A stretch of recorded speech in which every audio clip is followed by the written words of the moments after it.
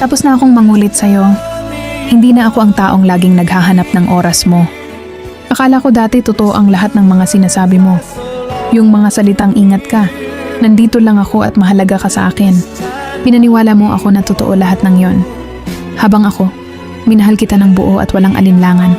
Ikaw naman pala ay naglalaro lang. Habang ako seryoso sa nararamdaman ko, ikaw naman ay parang naghahanap lang ng pansamantalang aliw. Pero salamat pa rin. Kahit sandali mo akong pinili, kahit sa huli hindi naman ako ang gusto mong manatili sa buhay mo.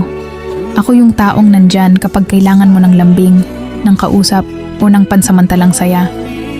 Pero hindi ako yung taong pipiliin mo para panindigan. Ako lang pala yung pahinga mo kapag ikaw ay pagod o nabobored, pero hindi ako yung taong ipaglalaban mo.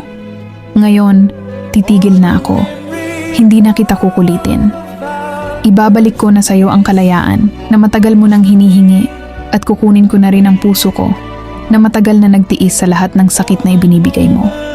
Masakit ang bumitaw pero mas masakit ang manatili kung paulit-ulit mong ipaparamdam na mas mahalaga ang iba at paliwala lang kung ano ang aking nararamdaman.